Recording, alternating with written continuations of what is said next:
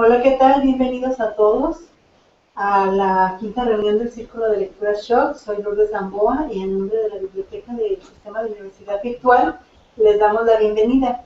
En esta ocasión estamos aquí mi compañera Ruth Medina, su servidora, y de aquel lado nos acompañan León, Irma. León y Irma, ¿cómo están?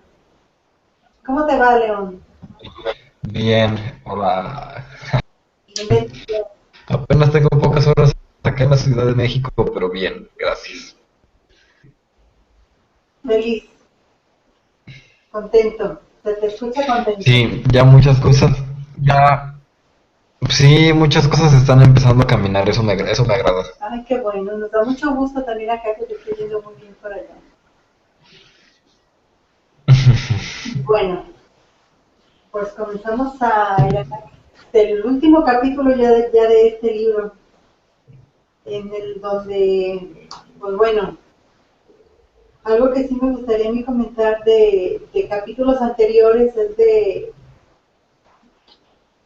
pues que yo desde un principio como que sospeché que Ryux era el narrador, el cronista, perdón. Eso sí fue algo de- Lo que sí me dolió fue que se haya muerto ¿cómo se llama? Ah, Tarro. Ah, sí, se murió Se Thanos. murió Tarro. Y pues sí, sí es algo que, pues no me, dentro de los finales de los libros es un final que no me gustó en ese aspecto. Yo hubiera preferido que Tarro también hubiera seguido, aunque él hubiera dado sus escritos, sus apuntes al doctor, pero sí que hubiera seguido con vida porque dentro de los personajes principales, tanto él como el doctor Ryux, como que nos muestran un sentido de la amistad, a mi punto de vista, en donde se lo sellaron con la ocasión de que estaban en la terraza de quién fue, del señor que tenía asma. ¿Qué tal? ¿Cómo está la maestra? Muy bien, ¿y ustedes cómo están? Hola, También, hola. Bien, gracias. gracias, bienvenida. Oye, estaba perdida en el espacio sideral, pero ya regresé. Qué bueno, es lo importante. Oye, estaba viendo lo del libro.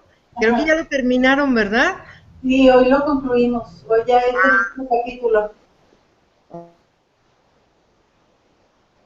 Y la semana que entra empezamos con un libro nuevo ya.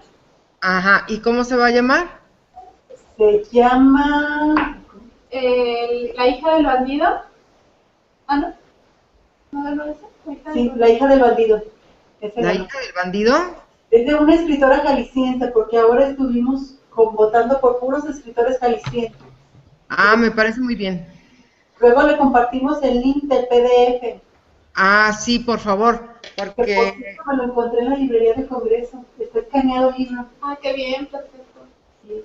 Y hay varias maneras de bajarlo, en PDF, en texto, en EPUB. Está padre. Ay, qué bien. En el punto me interesa. Ah, sí. Sí, me luego parece, creo que te compartí. Pero bueno, luego les pasamos el link para que bien, bajen el libro. me parece muy bien. Por lo demás, pues estoy un poco atrasada. A lo mejor no voy a poder participar mucho en esta conferencia porque apenas voy como a la mitad del libro. Estoy retrasadilla, pero me parece, pues sí me parece bien el libro. Está bien. Muy interesante, ¿eh? Me atrapó luego, luego. Sí. Sí, a mí también me atrapó pese a que aparentaba por los comentarios que yo vi anteriormente de que no me iba a gustar porque mucha gente en los comentarios que yo vi en internet lo comparaba con el libro de Proceso de Frank Kafka. Entonces dije, no, ese libro a mí no me gustó. Pero ya cuando lo empecé a leer, dije, no, nada que ver, esta historia está más bonita, tiene más, bueno, para mí me dejó más y tiene mucho significado. Aprendí mucho, me hizo reflexionar muchísimo este libro sobre ciertas cuestiones de mi propia vida. Sí, a mí también. Entonces creo Oye, que, perdón, entonces creo que cumplió su objetivo, ¿no? Sí, buenas tardes. Hola, Hola, Lucía, buenos días. Sí, en mi caso sí cumplió su objetivo porque pues, me hizo reflexionar sobre muchísimas cosas. A ver, compártenos una. No, de hecho cuando lo leí, lo compartí, cuando estaba de gran, que dejaba pasar las cosas, las situaciones, porque fue una palabra, o un momento que no era el momento adecuado. Entonces, en ese momento yo también me agarré reflexionando, ¿cuántas cosas he dejado pasar yo? Porque en un rato más, o mañana, y eso nunca llega, o sea, nunca ha llegado. Desidia, ¿no? Decir, ya sea por desidia, pues motivo, lo que era también.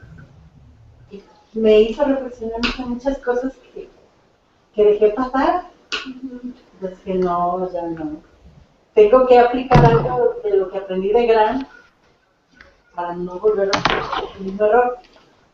Tan solo por el libro que empezó, que nunca, hasta yo lo entendí, nunca concluyó, porque cuando quemó el doctor Lux las 50 hojas que llevaba o algo así, era lo mismo, siempre era lo mismo. Lo único significativo que estaba ahí era que al final le dedicaba unas palabras a su ex esposa, ya, algo así.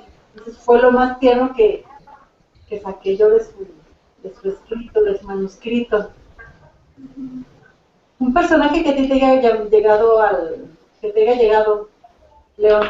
bueno, varios. A mí me llegaron varios. Empezando desde el doctor. No recuerdo bien los nombres porque te digo que me atrapó y empecé a leerlo. Pero hay cosas muy importantes, muy interesantes. A mí me impactó mucho el doctor, su calidad de servicio, el doctor que empieza a ayudarlos.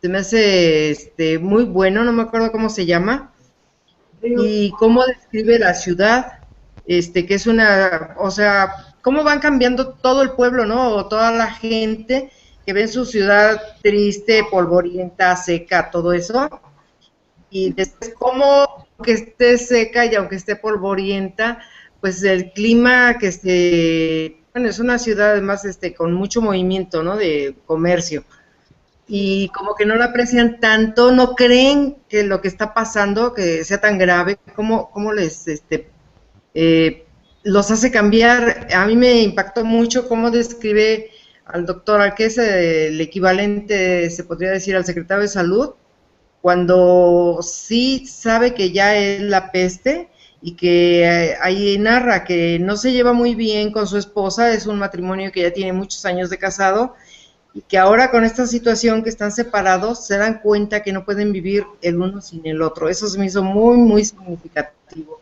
muy, muy importante. Y eso nos pasa, yo creo que a muchos, o sea, todos los días vemos lo mismo y decimos, ay, no tiene importancia, pero el día que ya no lo vemos o que ya no lo tenemos, eso es lo más importante. Sí, es cuando valoramos cosas, cuando ya no tienen remedio, sí. Se me hizo muy importante, muy, muy bueno, y también la situación del periodista.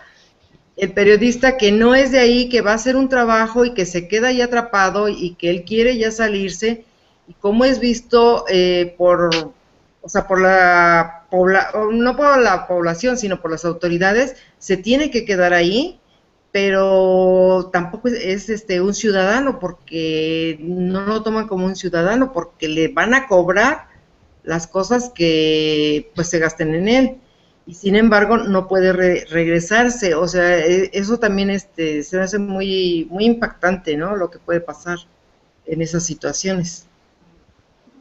León, ¿qué personaje te llamó más la atención a ti? Si hay un personaje, ¿qué le hubieras añadido? ¿Qué le hubieras quitado?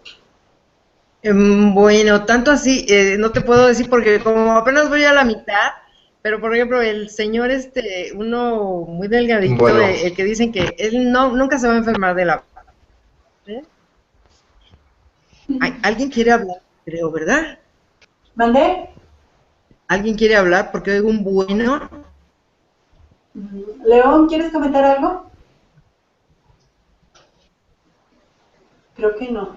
Entonces, si comentamos lo que nos publicó Cielo en la página de Face, Cielo no puede venir, pero sí nos dejó sus impresiones sobre el libro. Que quisiera... Bueno, ¿quién va a hablar? Ahorita vamos a leer unos comentarios que nos publicaron aquí en el Face de una persona que no pudo venir. Ah, ok. Comentarios de Cielo Orozco. Y dice, un saludo para todos. Hoy no los podría acompañar, pero les dejo mis comentarios. De los personajes me encantó el doctor. Creo yo que yo soy un poco como él. Me gusta ayudar, apoyar y a veces no veo que necesito un descanso. Me dio tristeza que muriera Tarro, a mí también. Como que no merecía morir. Hubiera encontrado su paz con el fin de la peste. Otro punto triste fue la muerte de la esposa del doctor. A pesar de que ya sabía que moriría, como que no hubiera tenido tiempo de despedirse de ella y que encontrara paz el doctor. Sí, yo también siento que Taro no merecía morir. Ay, no. No. Pese a que, pues cuando empecé a leer ya me imaginaba que algo le iba a pasar porque se me hacía muy raro que el doctor con los escritos de Taro estuviera haciendo la narración. Bueno, en ese tiempo se supone que no sabía quién era el cronista, Ajá. pero ya había leído el final. Sí, el cronista resultó ser el propio El doctor, propio doctor. que tomó los manuscritos de Tarro y se dedicó a hacer Con sus experiencias y los manuscritos de Taro, con eso puedo narrar. Pero aquí yo veo como que hay pues 3 escritores, ¿no? En este libro, que fue Camus, que fue el doctor Hughes y que fue Taro. y Gran, sí, muy gran personaje. ¿A ti cuál es el personaje? ¿Cuál es tu personaje que te impactó más? ¿El doctor y quién más me dices? ¿La esposa? A mí me impactó, me pegó gran. Pero los comentarios que leímos ahorita fue de que a Cielo Orozco, el personaje con el que más se sintió identificada fue con el doctor Ryux, porque lo sintió como ella es, que le gusta ayudar a las personas y pone primero el apoyo hacia las personas que hasta su propio descanso. Sí. Y es más o menos pues lo que está haciendo el doctor aquí en la novela, porque pues antepuso hasta al acompañar a su esposa en su enfermedad por cuidar a las demás personas, cosas que Rambert no quería. Ujú. Quería ir, ahí nos vemos, yo me voy, está primero mi amor, mis sentimientos, que a lo que yo veo aquí es como nomás un ejemplo de lo mejor de lo mucho que pasa, porque en ese tiempo de la novela pasó. ¿Verdad? Sí, yo creo que lo que más yo creo que de toda la novela lo que más me gustó fue la historia de Tarro en la terraza en la que le platica él a Hughes Ajá. sobre su preocupación que es por la justicia, por la muerte y por la peste. Más que nada desde el momento en que su papá lo lleva a un juicio en el juzgado donde él trabaja y por culpa, no sé, por gracia a su padre ejecutan a una persona que resultó ser culpable. Y desde ese momento él decide salirse de su casa y comienza pues a resistirse a ser un pestífero. Así que, pero ya en el sentido de la peste, ahí es donde se muestra pues cuál es el sentido de la peste para Tarrant. Y se me hace muy interesante cómo lo percibe la peste. Dice que de alguna manera nosotros somos partícipes de los asesinatos de las personas, de la muerte de las personas. Somos un mal necesario, así como que de alguna manera, aunque no somos los asesinos que tomamos la pistola y los matamos, pero sí de alguna manera contribuimos con nuestra abstracción, Sí. con el olvidarlo, con a lo mejor con ser indiferentes a las desgracias y todo, lo permitimos. Y dice que durante toda su vida pues ha tratado de mantener de alguna manera mantenerse alejado en exilio, ¿no? De la peste, ¿no? Porque nos envuelve y dice que nadie puede, es la verdad, nadie puede estar lejos de la peste. Nos infectamos de la peste y tenemos que estar inmersos en ella. Pero dice, es más desgastante no poder querer estar, aunque sabemos que estamos ahí. Y me gustó esa manera, pues, consciente. Él está consciente de que forma parte de la peste y no lo puede evitar, pero está consciente también de todas sus acciones, quiere estar consciente de todas sus acciones para que de tal manera que al menos lo que él produce como partícipe de algún producto de la peste sea menos dañino, ¿no? Como que de hecho, dentro de su conciencia de estar atento a todo, dice que él lo sabe todo, aunque al final sí acaba por reconocer que hay ciertas cosas que él todavía no logra identificar. Ya se ve como que la peste lo absorbe. Otra cosa también que me deja a mí este libro es un ejemplo de la honradez. De la honradez, sí, la honradez que muestran tanto el doctor Liu hacia ¿cómo se llama? Hacia sus pacientes, de no engañarlos, de hablarles tal cual, o sea, de él mismo no sentirse un médico, sino sentirse alguien ajeno, un hombre, o sea, llegar a sentirse un hombre sin oficio. Eso también como que hay como que la honradez de los personajes de, pues, no estoy haciendo el trabajo en realidad de médico. Entonces, eso también como que lo vi ahí en la novela. ¿Y tú, Lucy?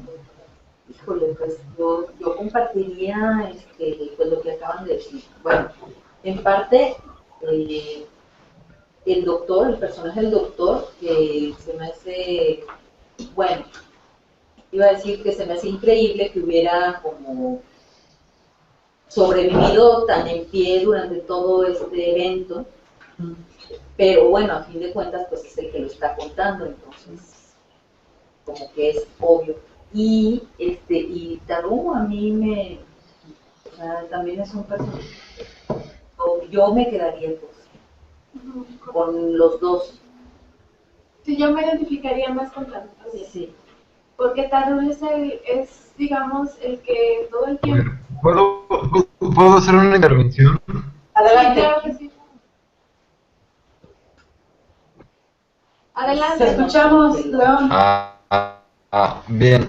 Yo, en primer lugar, saludos a Vicky, la preciosa. Yo siento cómo está. Estamos bien. No te escuchamos bien. Se escucha como cortado. Como con eco. Ajá. A ver, voy a apagar para que no se haga eco. Sí, tienen que ir en una pequeña cueva acá. Bueno, yo pienso que todos los personajes son importantes por ver mucho, sí. Y creo que todos los personajes son importantes en cierta medida, como para a veces durante nuestras vidas podemos ser como grandes. Entonces, pues, porque León, a Andrés, veces podemos ser como es decir, León, personas vamos, de casualidad, o algo que podemos ser como León, Que si tienes algunas bocinas o algo, no, no eco ahí donde estás. no, traigo mis audífonos por eso. entonces, lo que pasa es que nosotros no te escuchamos bien, se escucha como que se arrastran las palabras Ajá. y hay un eco ahí que no nos permite escucharte bien, pues no te entendemos. Maestra Alejandra, ¿usted sí lo escucha bien? No, yo lo oigo cortado y de hecho les iba a decir que si podría escribir lo que está diciendo porque se me hace interesante lo que manifiesta de que todos los personajes son muy interesantes, ya que unos se unen con los otros, si no, no se podrían desarrollar otros. Pero oigo muy cortado, es lo único que entendí. De hecho, más o menos bien. Ok. Sí. Entonces, a ver, otra vez León habla, si no ahorita te vamos a pedir que Nos tu escriba. intervención sea por escrito. Sí lo puedo leer, me gusta más que lo escriba porque le entiendo más. Ok. Bueno, entonces León, ¿nos puedes escribir lo que nos deseas comentar? Y aquí te leemos. ¿Qué te parece? Una cosa, mientras escribe León, puedo comentarte una cosa que no me gusta. Es que en este capítulo 5, de repente las cosas como por arte de magia se empiezan a solucionar. Automáticamente las estadísticas de muerte bajan drásticamente. Entonces, Pero como que no nos impresiona porque también el autor se da cuenta de que son las ratas, ¿no? Y se sorprende, ¿no? Y dice, las ratas. Y veo cómo las ratas empiezan a ver el gato. Tiene algo que ver con las ratas. Me impacta mucho cómo Albert semeja o compara la vida humana con la de las ratas. Entonces, como que lo más que te llena más impacto, ¿no? ¿Cómo es posible que llegamos a la humanidad y las ratas acá que pensamos que son animales y al final de cuentas nos comportamos como animales nosotros también en el cotidiano? Sí, a mí lo que me sorprendió de que esta fase en la que ya todo empieza a volver a la normalidad y todo, a pesar de que lo que relata Camus es de, bueno, se está dando esa transición, pero la mayoría de las personas todavía están en el proceso de aceptación y de reacomodación, ¿no? De todos esos cambios. Y una de las cosas que me llamó mucho la atención era la resistencia más fuerte fue la de Kota, que él definitivamente no quería que... Ay, sí, cierto. Pero así estaba súper aferrado a que, pero es que no es posible que se haya terminado la peste y que puede haber brotes y él estaba aferrado a que quería que continuara. Sí. Y no sé, pero el desenlace de Kota es el más descabellado que leí. Él de plano no aceptó. No aceptó esa... Se encerró.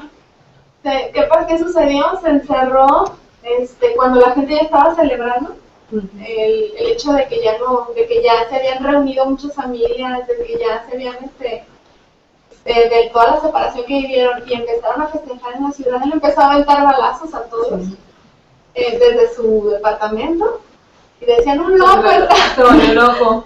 se volvió loco. Todos los policías, fue muy triste la verdad la historia de Kota. Para mí es como también él estaba llorando, pero así como un niño a mares. No fue él, fue grande, fue Kota.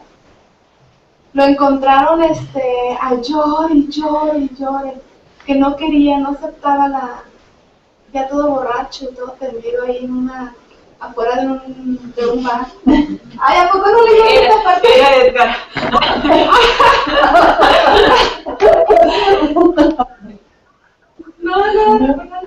No, y a mí me llamó mucho la atención este personaje que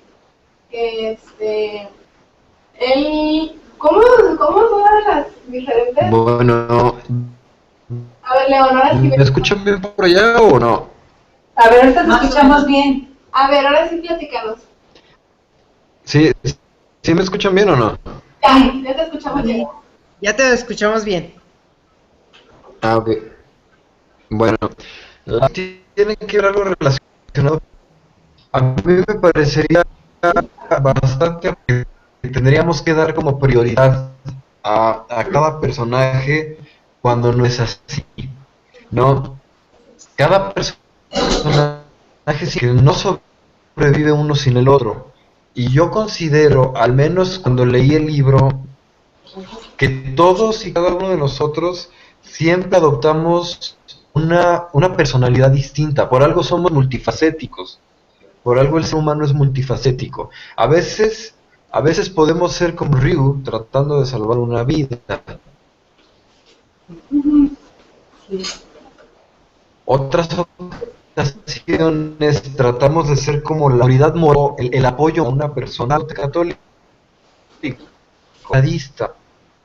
Muchos de nosotros hemos llevado estadísticas con los amigos en fiestas, en recuerdos, en rememoraciones, y eso es una estadística, ¿no? Luego Grant y Tarro, que también desempeñan un papel dentro de estas citas, en eso se pongo. Dice, todos los personajes merecen un crédito, por falta, los demás no pueden existir. Sí. Así es. A ver, vamos a leer también lo que nos escribiste. Y irse a la vida real, ¿no? En el día a día, en el ajetreo. Ajá. ¿Sí? Dice, bueno, en primer lugar yo debo hacer la mención que todos los personajes son muy importantes. Entonces, Ay, perdón.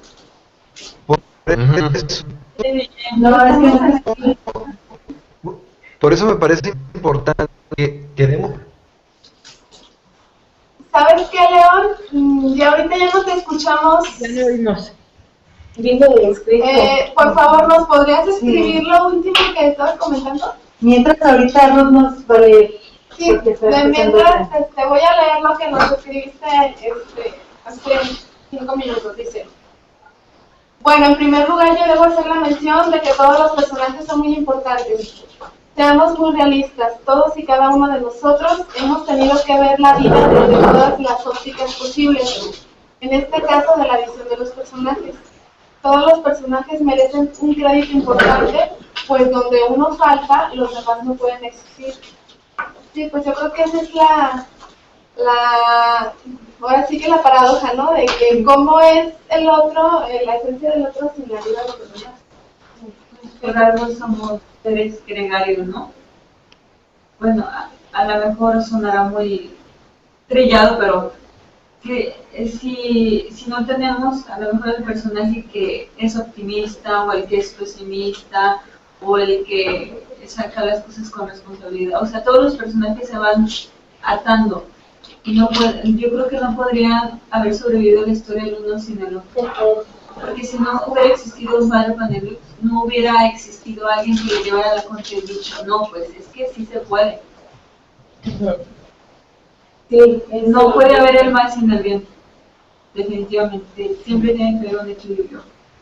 Y de alguna manera cada personaje, como dicen, tiene su característica personal, pero a la vez,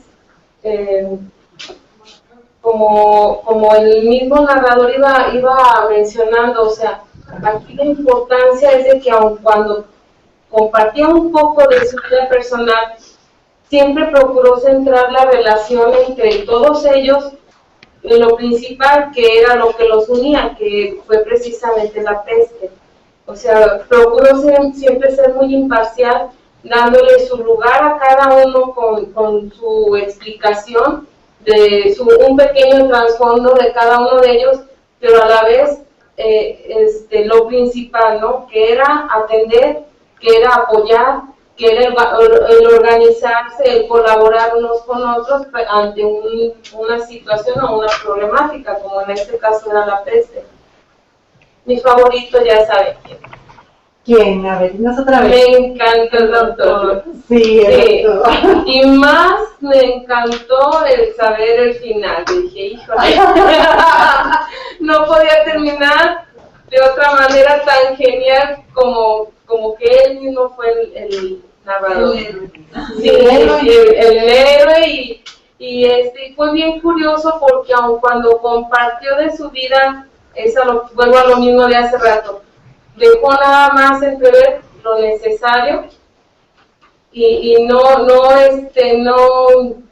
muy objetivo, procuró ser muy objetivo aún en su propia persona como participante, como colaborador, como su vida personal, a pesar de que también pues él sufrió, ¿no? Y procuró ser muy cuidadoso, pero me encanta el final. Sí, la verdad. Dice León, comento, cuando el ser humano se ve envuelto en un proceso traumático, le nace ese espíritu de nobleza por los otros. Sí. Pues de alguna manera tiene que... Yo creo que todos coincidimos en que el doctor pues es el personaje pues, de lo más importante, y lo que nos llama la atención yo creo que es muy humano. O sea, él sí se puede poner en los zapatos de los otros. A mí me conmovió mucho cuando se pone en los zapatos del periodista precisamente y le dice, sí lo entiendo perfectamente lo que está sufriendo, pero no puedo ayudarle. O sea, tampoco puede él, pues poner en riesgo a París, a donde él quería irse, con tal de que él pues sea feliz, y él no tiene realmente nada que ver ahí. Pero no puede ser tan irresponsable de decir, yo creo que no tiene nada, ¿verdad? Que se vaya y que sea feliz, porque y sí comprende la situación que está pasando el periodista, que se siente él atrapado ahí, y que él pues realmente está sano, pero pues no puede correr esos riesgos. Y yo creo que eso lo hace muy humano al doctor. Ese rasgo se me hizo muy bueno, porque sí aparece como que él siente lo que está sintiendo el otro. Eso lo hace humano. Pues a lo mejor sí, porque lo está sintiendo, porque también su mujer está enferma, está en otro lado y él tiene que estar aquí. Y él cumple con su función como tal, no está... Claro que él también quería estar con su esposa, salir, ¿verdad? Sí. Siendo su responsabilidad. Así es, y me encantó mucho la descripción después de Carol, cuando se reúne con su mujer, después de que durante mucho tiempo habían estado separados, y me gustó mucho cuando describe pues el cómo se sienten después de estar separados por tanto tiempo, y que ahora sienten que el tiempo se les fue y quieren como en el instante de la alegría, poder vivir todo ese recuperar como en ese momento, o sea, pero sí lo describe muy bonito. Sí, lo describe muy padre, y me gustó muchísimo porque de alguna manera ellos es parte de la peste también, la vida misma de la falta de tiempo, y que dejaron pasar muchísimas otras cosas. Dice ahí, me hubiera gustado sentir otra vez esas ganas que tenía antes de querer reunirme con mi mujer, pero ahora que ya sé que va a regresar conmigo, no siento lo mismo. Y eso es como que me dejó así. Aquí hay una frase que me gustó, se la voy a leer, dice, Rambert sabía que todo iba a hacerle de vuelta de golpe, y que la alegría es una quemadura que no se saborea. Así es, la alegría es una quemadura que no se saborea. Sí. Es una ¿Cómo no? no sé, pero me gustó mucho esa parte también. Sí, está muy padre. Sobre todo porque se describe pues cómo la gente llega de los barcos, y toda la gente empieza a bajar del barco y se reúne con los que están esperándolos. Y como hay gente que de verdad no tiene a nadie, que no vieron a nadie. Y luego empieza o sea, narra las dos cosas al momento, la misma alegría y como muchos la tristeza de que pues ya no encontraron a nadie, ¿no? Así es. Eso estuvo bien fuerte, ¿no? Y luego no, pues empiezan los que vivieron dentro de la peste, empiezan a visitar los lugares, aquí fue donde te extrañaba, aquí era donde te estaba esperando. Sí, luego de los que no tenían ya nadie que los esperara, dice, para estos últimos que ahora no tenían por compañía más que su dolor reciente, para todos los que se entregaban en ese momento al recuerdo de usted desaparecido, las cosas eran muy de otro modo, y el sentimiento de la separación alcanzaba su cúspide. Para esos madres, esposos, amantes que habían perdido toda dicha con el ser ahora confundido en una cosa anónima o deshecho en un montón de cenizas. Para esos continuaba por siempre la peste. Fíjate que también fue bien curioso cómo describe cuando ya casi al final de que ya empiezan a haber mejoría bueno, que se está calmando la peste, en su máximo apogeo a la hora de cómo llevan a los difuntos, ya ni dejaban ni que la gente fuera a llevarle flores, ya nomás lo llevaban al crematorio y ya, o sea, ya era una cosa de que salir del momento, sí, ya lo viste, ya ni le pienses, o sea, ya ni sufras ni siquiera pensando, o sea, se me hacía así como una cosa de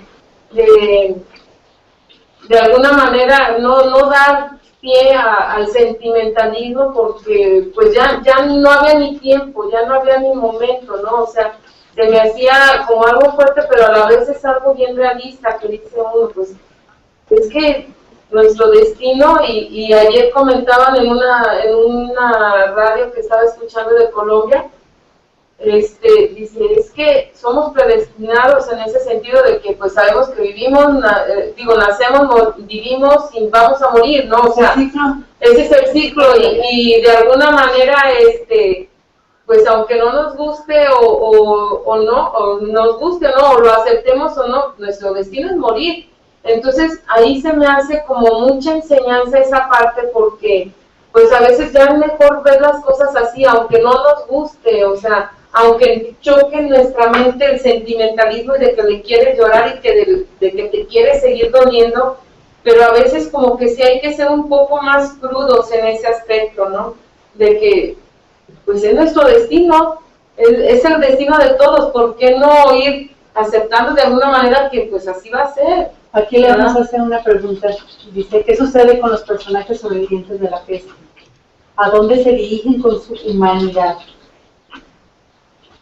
¿Qué sucede? ¿Qué sucede? Sí. ¿Están olvidados? Depende, ¿no? Depende para quién. Pues no, o sea, de alguna manera ellos, ¿tú crees que es como con todas las guerras y todo? O sea, no se olvidan, las situaciones no se olvidan, y de alguna manera queda como el recuerdo y se intentará superar, pero no creo que se olviden. Olvidarlo. Creo que se olvidaría cuando ya mueren los sobrevivientes, cuando no existe ya una huella. O sea, la nueva generación. Que ya no se van transmitiendo la información, así. Pero aunque a veces es genético, ¿eh?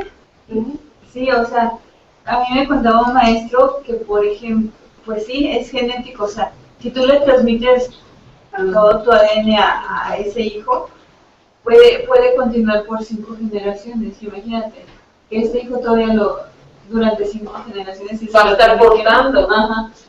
De ese resentimiento, a veces no sabemos ni por qué. Lo que me estaba comentando hace rato es Samuel. Dijo, oye, ¿y qué has oído hablar de los déjà vu? Y yo le dije, bueno, oí en un documental que era algo parecido, que recordabas a la prehistoria.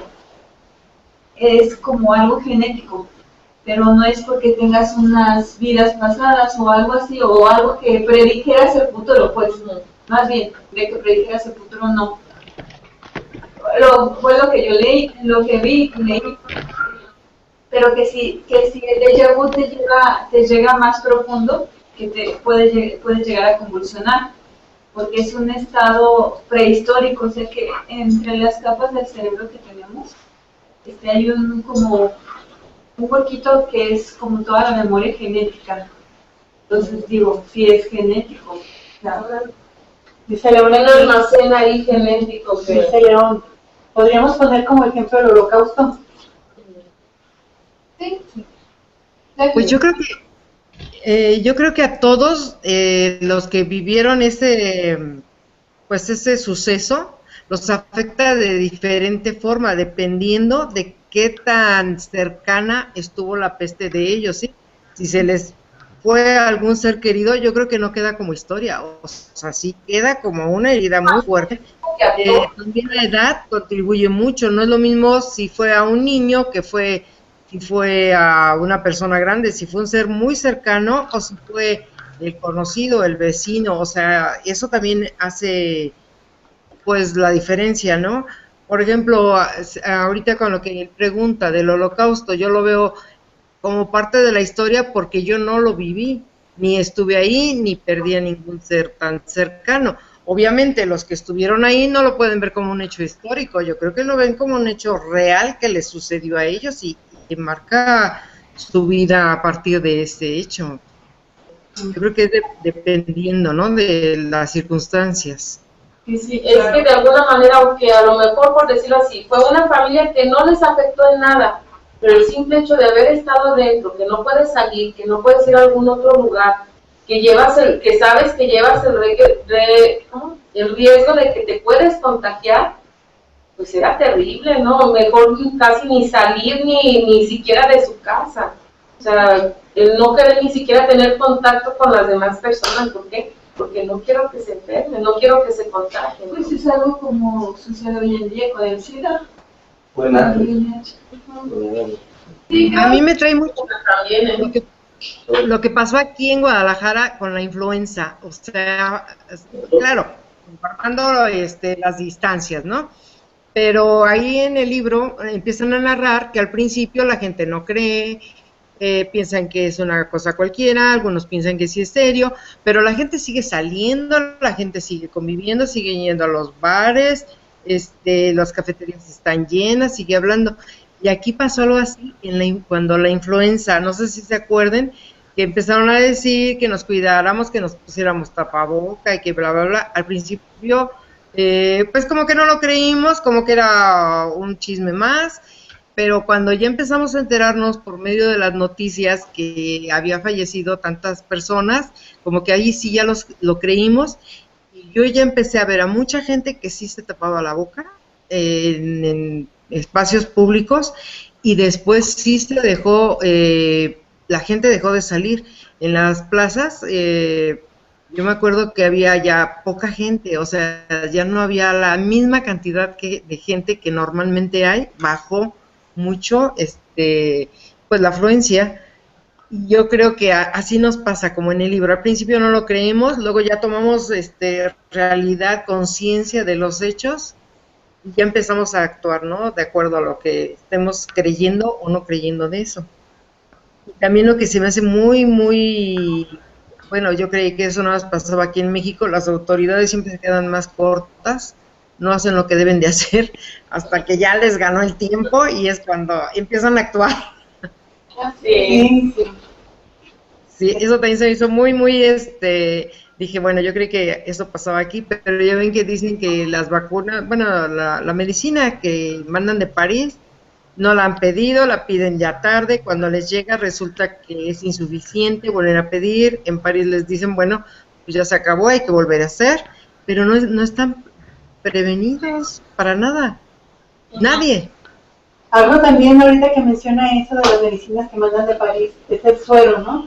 Que al final de cuentas el suero, con el suero que va mejorando el doctor Caster, al final de cuentas como que es parte de lo que lo salva, pero a la vez no lo salva a él, porque también murió de la peste. Y también me quedé, ¡ay! Sí, no lo alcanzó a salvar. No lo alcanzó a salvar. Y a pesar de no haber sido una amistad tan estrecha, ¿no? Y al doctor, al médico sí le dolió, pues, de cierta manera. Y como que siempre lo está enfatizando Albert. Siempre, como que esa humanidad perdida, que aunque no seamos a lo mejor amigos de toda la vida, o hermanos de sangre, o etcétera, etcétera, pues tratar de ver por el otro, mirarte en el otro, o sea, eso sería la paz de la humanidad, la empatía. El empatizar, el de alguna manera comprender al otro, precisamente poniéndote sus zapatos. Sí, porque, o sea, deja tú de que existen tantas religiones y todos, y te van a excluir por no ser católico, por no ser ortodoxo, no ser musulmán. Entonces, ¿dónde está la empatía?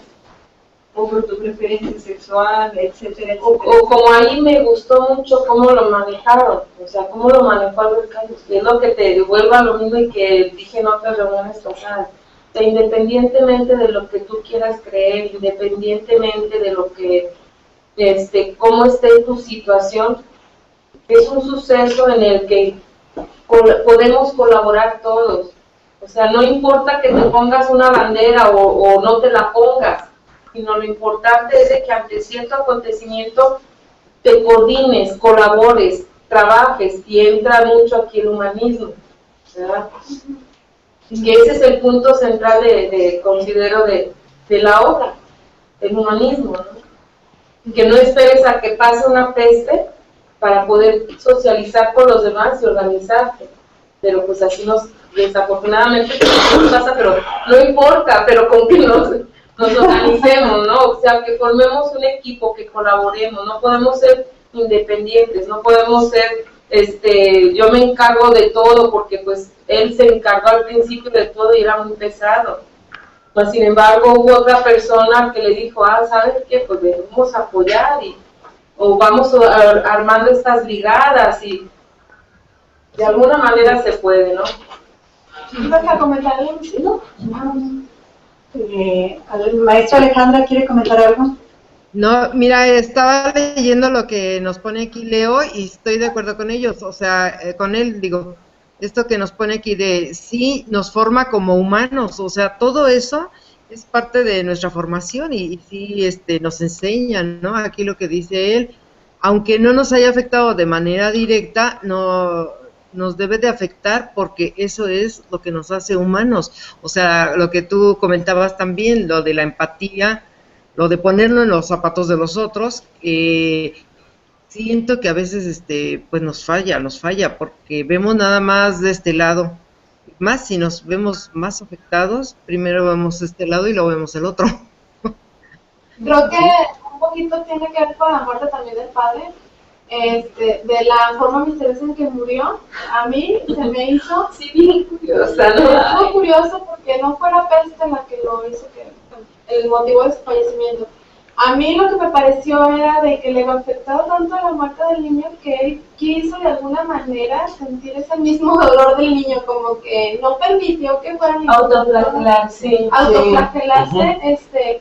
para expurgar su culpa con respecto a la muerte de un niño, ¿no? O sea, ¿cómo está eso de que no quiso recibir ayuda médica y aceptar morir en ese momento, ¿no? De la misma manera en que murió un niño. Eso se me hizo, dije, ay, no. Hipócrita. No, bueno, es que dentro de los mismos religiosos, más bien lo ven como un mártir, ¿no? O sea, eso, quiero hacerle un mártir, un santo y solidario con el niño. O sea, yo también quiero irme al cielo con mi compañera. Sí, no, pues pero eso que es a lo que no es el sentido. No, pero no tanto eso, pero sí como que quiero sentir el dolor, quiero compartir, o sea, de alguna manera sí lo quiso sentir Después de así. todo ese sermón y encararse contra con la posición del niño y ya un poquito más, yo ya no diciendo lo merecen, ¿verdad? Ya no puedo decir eso. Ya no. No. Es que le cambió la perspectiva. ¿Tú qué opinas, Edgar? A ver, Entonces, Sí, a ver, no, en ese sentido. Más bien yo creo que fue, no por lo del niño tampoco, sino que él sabía que no había otro remedio, o sea, de todas maneras se iba a morir, ¿no? pero se dejó morir. ¿No? Pero dejarse morir. Pero ¿por qué dejarse morir? Porque de todas maneras sí sabía que no iba a haber alguna solución. O sea, él lo sabía de antemano. ¿Por qué? Por la forma en la que él actúa cuando muere el niño. Entonces, como que él recapacita pues parte de lo que él hizo cuando el niño murió. Y él sabía que independientemente de lo que él hiciera o dejara de hacer, iba a pasar lo mismo, todos iba a morir, ¿no? Entonces no nos iba a salvar. Exactamente, yo creo que fue como que no fue ni en contra de lo que hizo el niño, ni en contra de lo que... Aunque aquí hay otro punto, ¿no? Su enfermedad empezó con síntomas un poco diferentes que a lo mejor como de pulmonía, pudieron confundirlo. Pudo haber sido, o sea, haber muerto de cualquier otra cosa, ¿no? Pero como que él estaba en ese momento entre toda la confusión que estaba pasando, todo cómo se iba desarrollando toda la o sea, le movió la fe. Exactamente. Entonces realmente creo que eso fue lo que él hizo, ¿no? no tomó posición ni del lado de la religión ni del lado de la realidad, porque de la realidad es, bueno, ayúdenme a ver si es algo, ¿no? Sí. O sea, fue como que decir, esta es la circunstancia, lo que comentaron ustedes, ¿no? Eso realmente creo que fue lo que pasó ahí con él, sí, en específico, ¿no? Porque si no, yo creo que él hubiera tenido otro tipo de reacción, ¿no? Si hubiera sido por lo del niño, si hubiera sido por lo de la religión, si hubiera sido por las circunstancias, yo creo que él hubiera reaccionado de otra manera. Pues él se queda en stand-by, así como diciendo, pues que pase lo que venga y ya está, ¿no? Sí. Y punto, o sea, no es ni gracias a Dios, Sí, ni o sea, gracias no, a más que nada no pidió auxilio de nada, no pidió ayuda de nada y lo que venga. Exactamente. ¿Qué pasa?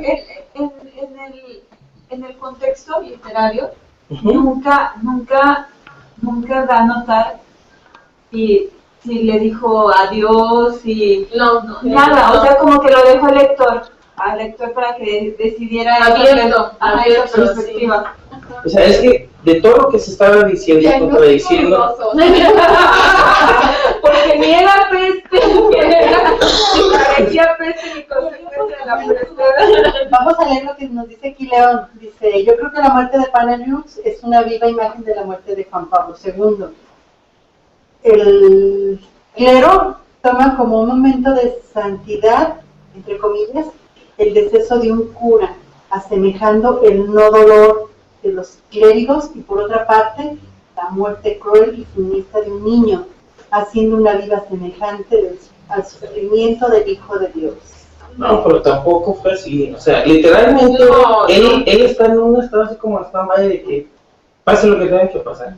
O sea, de que si Dios existe ya está y si no existe ya Lo que está, pasa o sea, es que se puso neutral, el así cambio en una del- posición O sea, neutral. si comparamos el primer sermón con el segundo sermón, o sea, Ujú. en el segundo sermón, él ya se da cuenta de que ya no lo puede comprender. Hay Él no puede cosas de ser, Dios que no se pueden no se comprender, puede tal cual justificar dice. y él no puede saber, no tiene suficiente Y conocimiento. las bases. no, él no puede como para sustentar, decir, él no puede no sustentar lo que sustentar. dice en el segundo, entonces, ¿qué hace? Cuando le pasa ahí, es ok, yo me quedo neutral. Sí, ¿Por qué? Porque no puedo sustentar ni lo primero que di en el primer sermón ni lo del segundo, o sea, sí, o sea, porque lo que No se queda neutral, lo que él dice es, hay que aceptarlo, aunque no lo por eso, comprendamos, hay Sí, que hay que acepta, nada más, hay que la quererlo. aceptación. O sea, dijo, hay que aceptarlo, pero también hay que quererlo. Pero ya en una postura no de sacerdote, de lector, Pero bueno, no vale la pena. Hay que querer que... son reglas Tendríamos que desear la muerte del niño, casi, o no entendí esa parte. No No te creas, no sé exactamente cómo podríamos interpretar el sermón, pero sí dice... pues entonces hay que remontarnos a los que tienen el texto un y poco tampoco es como que religioso, como que, Sí, lo voy a dejar morir para que vean que no me quejo, que soy un santo. No, el detalle, No, el detalle es, la lengua estuvo... Porque es como una actitud de rendición, es como, Sí, como un me rindo, o sea, Como yo lo pero digo no, antes, no rendición de como agobiado, sino No, como, no. como un, bueno, me entrego a esto A lo que pasa. Sí, y ahí está. Y además- es un abandono a eso. Yo creo sí, que no, para... sin se querer abandonó, formar parte de nada, ni ser, como comenta Felipe, que ser un mártir, no, o sea, como ser humano, a ver, ¿qué puede pasar y qué va a pasar? Punto, hasta lo ahí. que venga. Porque o no sea, comenta nada, Fíjate exactamente que está es muy por claro. eso que lo deja a petición del que está leyendo. Exactamente. No por nada ha sido uno de los libros con más críticas filosóficas y más Sí, claro, filosóficas. claro. Yo creo que aparte de que al padre le movieron la fe, o sea, todas las circunstancias, se sintió como de cierta manera también avergonzado.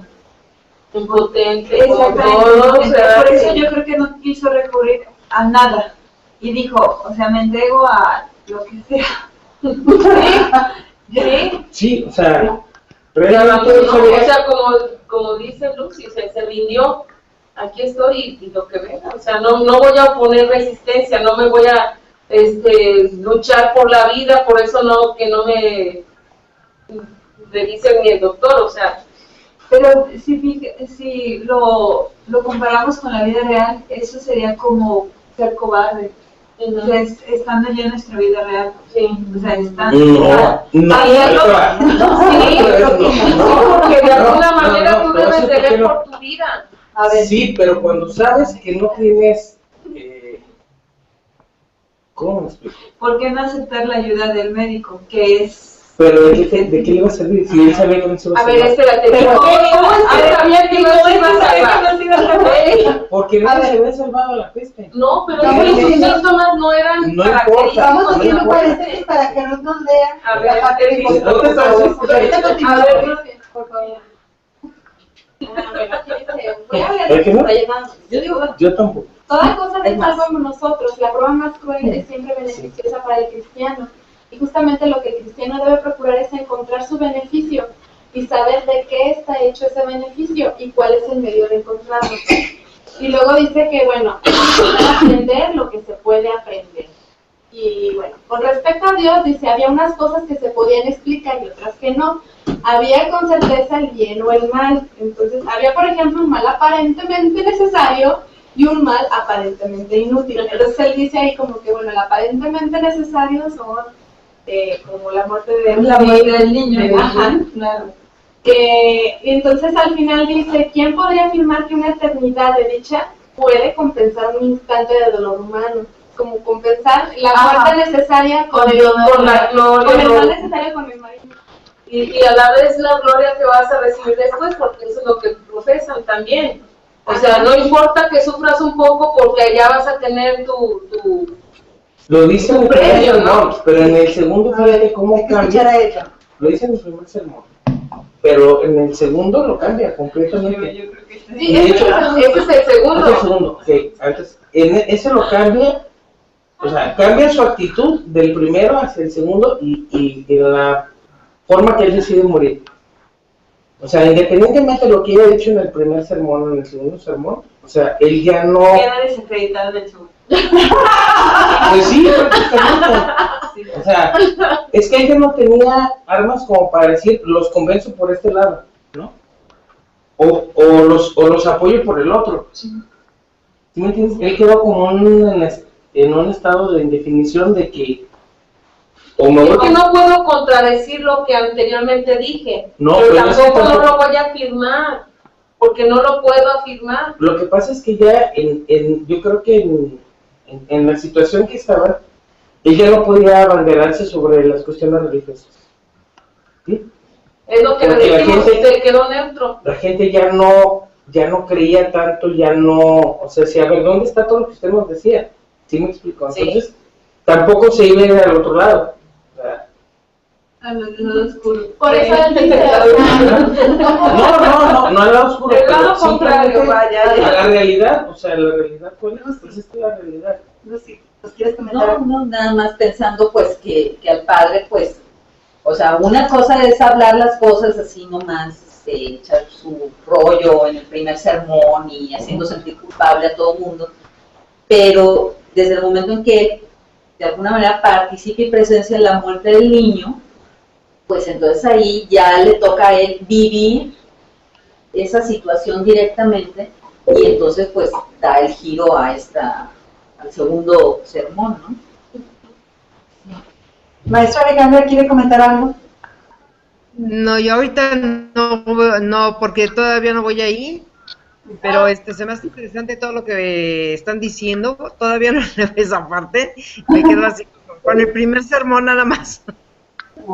Sí, bueno.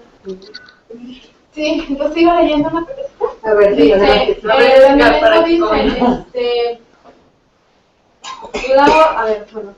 a hablar del niño, dice, se trataba de humillación porque el sufrimiento es humillante para la mente y el corazón, pero precisamente por eso hay que pasar por ello. Precisamente por eso había que quererlo, porque Dios lo quería. Y luego aquí dice, únicamente así el cristiano no soslayará nada y sin otra salida irá al fondo de la decisión esencial. Elegirá creer en todo por no verse reducido a negar todo.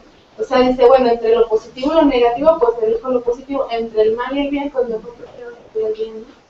Y Dios mío, el cristiano dice, darles los bubones, el cristiano se abandonará a la voluntad divina aunque le sea incompleta. Es la voluntad divina. Me abandono la voluntad divina y lo que venga. Entonces, más adelante dice, no hay término medio, hay que admitir lo que nos causará escándalo, porque si no, habría que escoger entre amar a Dios u odiarlo. ¿Y quién se atrevería a escoger el odio de Dios? Pues nada, tienen que amar a Dios. Sí, o sea, a ver, ¿cómo? Es que, Es buena para el sermón. dentro del contexto religioso, eso es lo que ellos deben de profesar, o sea, Y es lo que muchos no. sí lo profesan así. claro, como tal, o sea, pero él llegó a ver la realidad de otra manera, o sea, a dudar. no dudar, pero simplemente decir, ok, no es esta manera de decidir o el bien o el mal. O sea, ¿qué va a pasar? Que pase lo que tenga que pasar.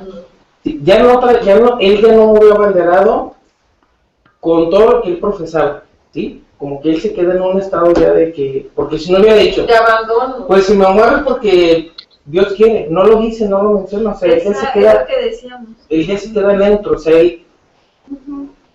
él ya no practica la retórica de la religión, lo que debe de decir, porque lo debe decir, ¿no? Bueno, si ya no se siente como autoridad tanto. Exactamente, Ya yo lo veo como ser humano. Ya no es vos. Ya nomás se ahora quedó es como nosotros. con una fe, ¿no? Exactamente. Y con una fe de decir, bueno, pues la fe, como dicen, es pisar No, donde el se que ve. quiera seguirlo y hacerlo, pues Sí. adelante, ¿no? Pero yo ya este es mi estado, realmente Sí. yo estoy aquí en este estatus, ¿no?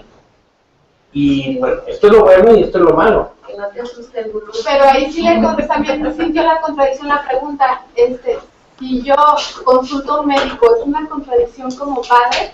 Yo creo que por esa razón no solicito también ayuda médica. Porque si Pero ya tampoco una dijo, persona- que sea la voluntad de Dios, que si me quiero morir, me muero, que es lo que él debería haber dicho. Pero en sus hechos, de alguna manera, lo demostró.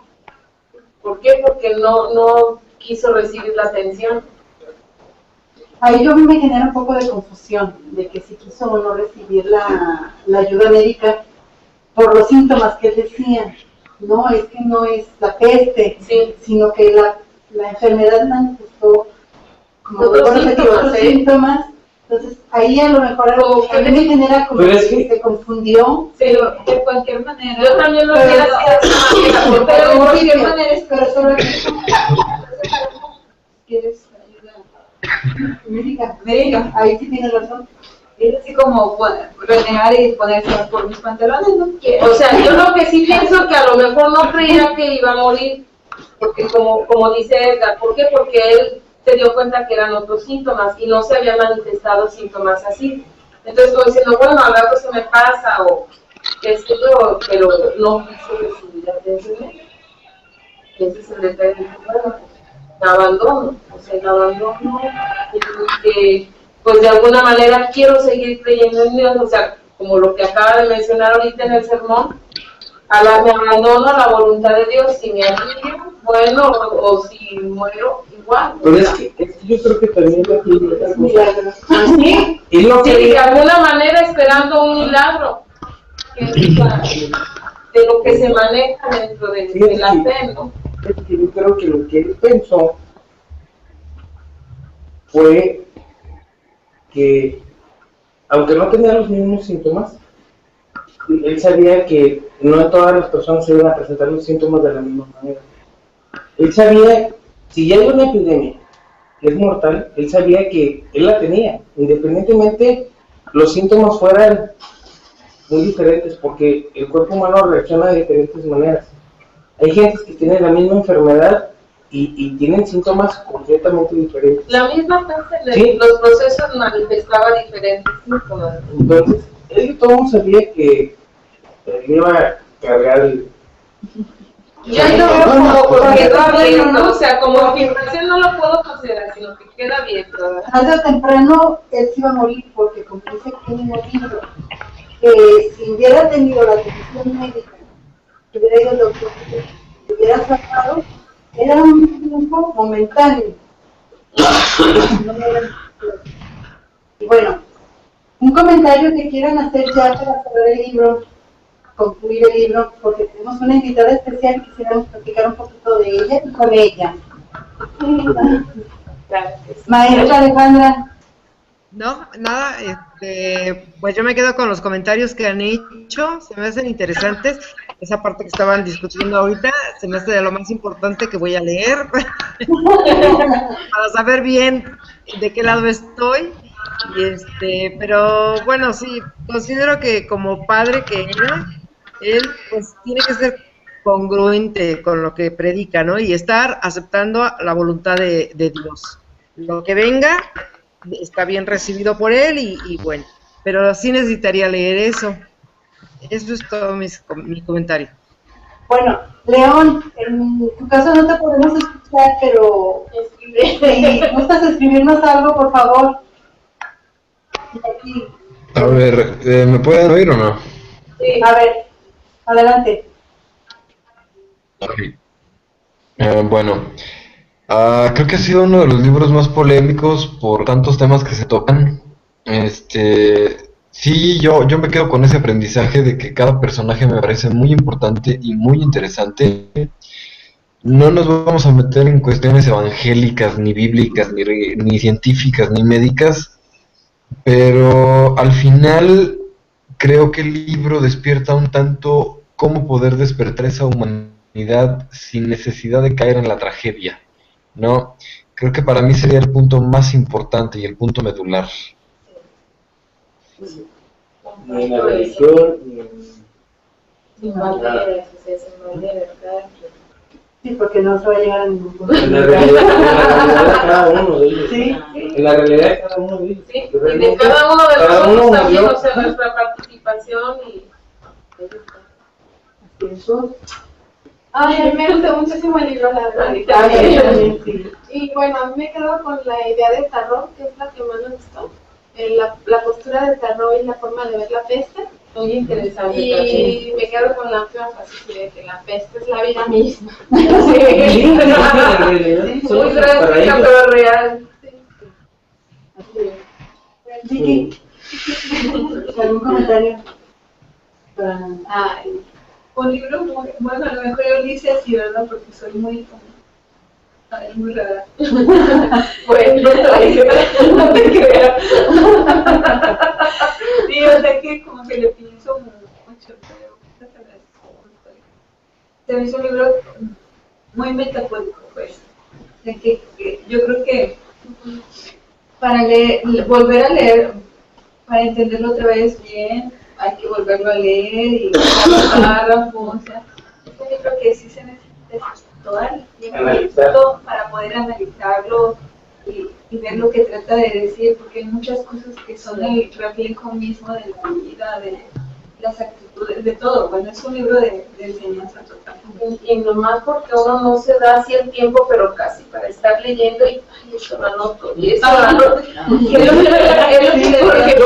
Sí, sería lo más adecuado, ¿no? Pero había cosas como, híjole, dices, cada parte, cada momento, cada frase sí tiene mucho contenido, sobre todo contenido, de mucha enseñanza. Y bueno, León dice que se retira.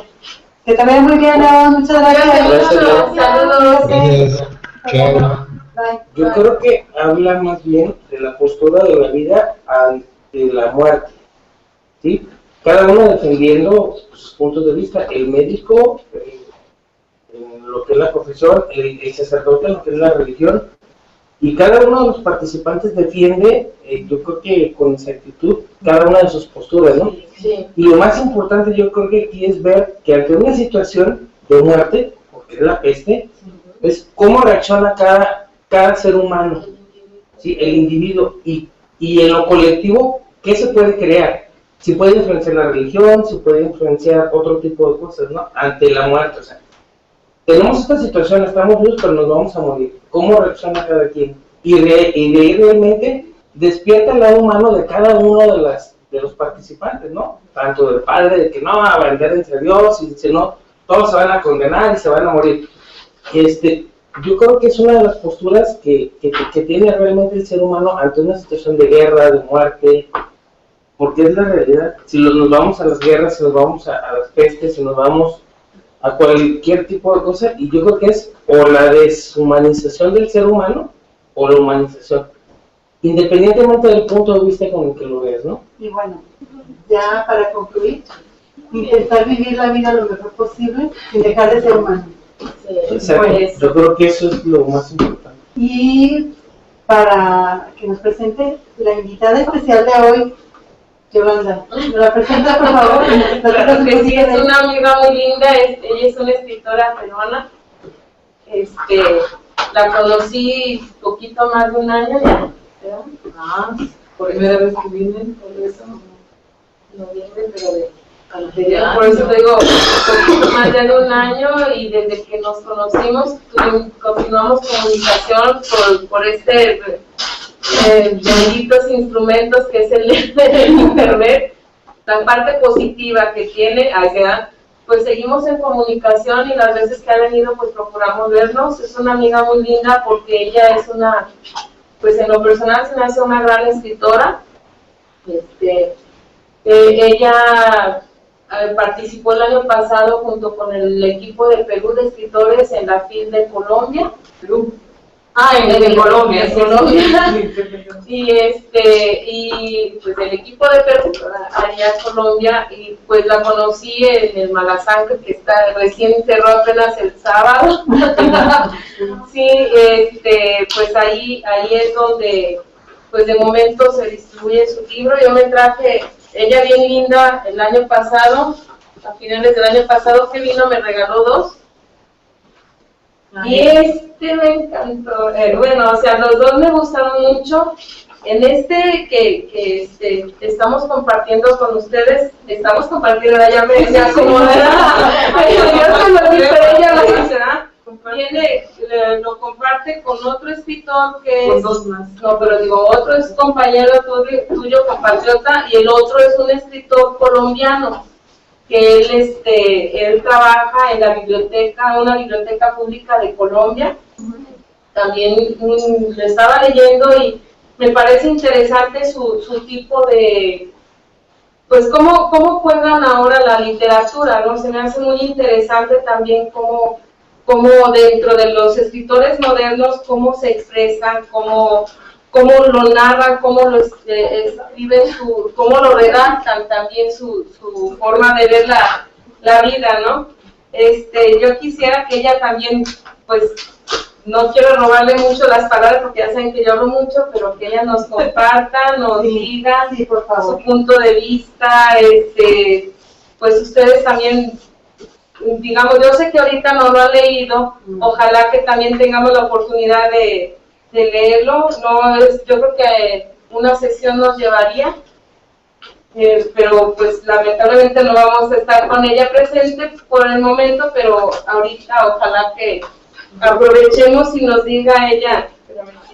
Bueno, pero si no se puede después realizar una sesión de que nos acompañe de manera presencial, puede ser de manera virtual. Sí, mira, ¿ya viste cómo? ¿Verdad? Sí, claro, quisiéramos que algún día nos dedicara a hacer una sesión para... Bueno, sí, encantada, todo lo que se pueda hacer, encantada. Bueno, yo les agradezco mucho, Yolanda. Tengo un acercamiento a México bien extraño, medio esotérico, medio metafísico, porque yo misma no me explico cómo se fueron dando las cosas, y ahora a estas alturas ya casi me voy a venir a vivir acá. Las dos ejes importantes que me cruzan con México son mi hija, que el padre es mexicano del sur de California, la abuela es de Michoacán, y no buscado, ¿no? O sea, yo viví en Alemania 8 años, estudié en la universidad allá, y tuve un acercamiento a los latinoamericanos, como todos nos juntamos, nos volvemos hermanos en Europa, así no nos querramos, y eso me hizo acercarme a México de una manera distinta, ¿no? Porque cuando yo me fui de Perú, me fui en la época de Sendero Luminoso, en la peor etapa de Sendero, para no volver. Me fui porque me buscaban, incluso acusada de cosas que yo nunca había hecho. Y cuando me fui a Alemania me casé con un alemán, no por escapar, pero tenía que ver esta cuestión política de sentirse seguro. Y uno vive un poco esa peste, ¿no? La que ahora en cambio me estaba acordando mucho, fue muy terrible la época de Sendero.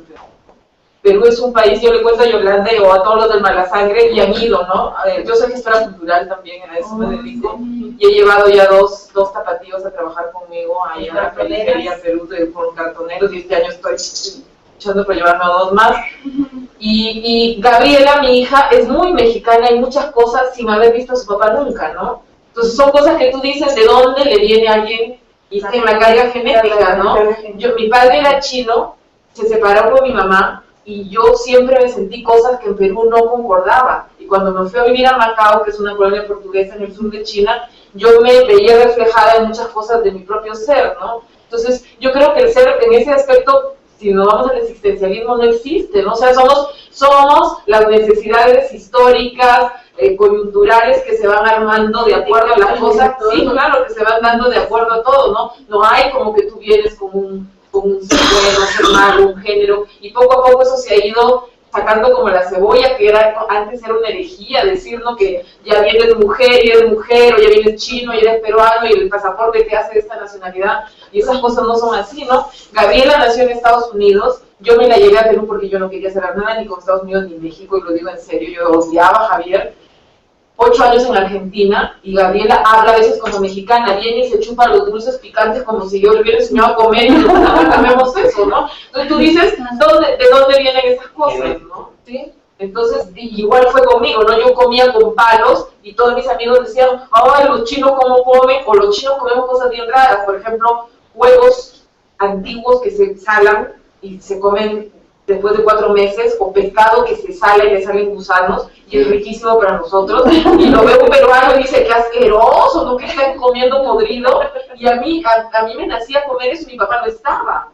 Mi papá se fue cuando yo tenía 4 años, ¿no? Y cuando yo he ido con él, entonces yo digo, creo que por eso me han dado una hija así, para yo poderla entender, porque si me dan una hija así a una madre que es más así estructurada, se aloca, ¿no? Y dice, yo de dónde me salió así, me la cambiaron cuando nació, no sé. Bueno, ahí nace la historia con México. Y la otra es que Gabriel encima nace el 20 de noviembre, ¿no? Wow. O sea, es mexicana. Es mexicana. Nació en Estados Unidos, pero pues el papá mexicano. El papá, la abuela de Javier, la madre de Javier es de Michoacán. ¿Pero él dónde nació? Él es, creo que en Morelos, no sé dónde. Morelia, pero lo llevaron a vivir de chiquitito. Y lo criaron filipinos. Por eso es el amor, nos enamoramos por eso, ¿no? Porque por eso le gustaban las chicas, me decían. Porque él, si es cierto, vivía en la comunidad chicana, tenía mucho contacto con asiáticos. Es que también hay mucho asiático en San Diego. Sí. Y ahí se juntan los dos, ¿no? Con chinos casi no, me dijo más filipinos. Y como yo, bueno, soy peruana y tengo mi abuela era azul, no, o sea, mi papá era chino puro. Mi mamá era mitad china y la abuela murió, pero así asume que tenía de española, de judía. Porque en mi pueblo hay muchos judíos. Por ahí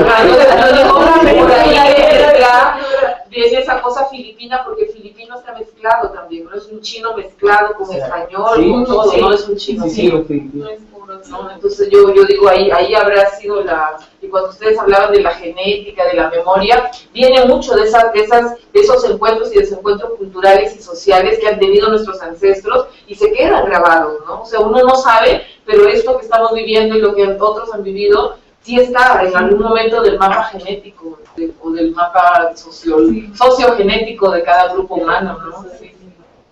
Bueno, entonces, la otra cosa para nosotros, México es la metrópoli, ¿no? O sea, creo que de México para abajo todos vemos a México, wow, o sea, hay una especie de, son lo máximo porque están cerca de los Estados Unidos y hacen resistencia, son lo máximo porque son enormes, porque no una cosa así, pero son lo máximo también porque a la hora de la violencia de todo también son extremos, ¿no? O sea, te lo digo porque he vivido en Argentina y Perú, los vemos como el medio hermano, no el gran hermano que está más arriba, sino como el medio hermano que logra muchas cosas, pero que también tiene partes oscuras muy fuertes que en donde sí nos retratamos, ¿no? Sí. Porque tenemos la historia bien parecida, y un montón. Quizás con Argentina no tanto, pero Perú tiene muchas cosas parecidas. Chile. Con Perú, con la conquista. Sí, yo creo que ahí con Chile cambió mucho a partir de Pinochet, ¿no? Porque ellos se lanzaron al primer mundo y al progreso por el progreso. Y creo que ahí se cortaron muchas cosas que sí nos empatan todavía de forma natural a Perú, a México, a las culturas antiguas, que han tenido un cúmulo originario muy fuerte, ¿no? Que Chile no lo tiene, ni No. Creo que ahí no... Sí, más bien hispánico, ¿no? O sea, Perú por su cultura, México por su cultura, asemejan muchas... por los conquistadores, o sea, precisamente como... Sí, pero hay las sutilezas que ahí uno se da cuenta cuando no es peruano y cuando es mexicano. Por ejemplo, los incas, ¿no? Claro. Eran muy diferentes a los mayas y a los aztecas, y ahí hace que también todo era diferente. Y Cortés no era Pizarro, ¿no? O sea, ahí te das cuenta que por eso México es México y pues es Perú, ¿no? O sea, ahí también vienen las grandes sutilezas de la diferencia. Pero son países que vienen de grandes culturas. Sí, eso. O sea, no es como Argentina, tú me acabas de comentar, o como otro país que se fue poblando de gente que escapaba de esas culturas, Brasil, ¿no? O como Brasil. O sea, sí había nativos, pero con otro tipo de cultura, no tan avanzada como la peruana, o como la azteca, o como los mayas, ¿no? Sí, porque los peruanos... muy primarios, los guaraníes, exactamente. solo Por eso intercambiaban. hasta la fecha, lo que es el Amazonas, ahí sigue todavía con mucha cultura, ¿sí? Maestra Alejandra, ¿quiere hacer algún comentario? Sí, yo le iba a decir a la escritora peruana que no sé cuál es su nombre, pero debe de ser Naciones Unidas.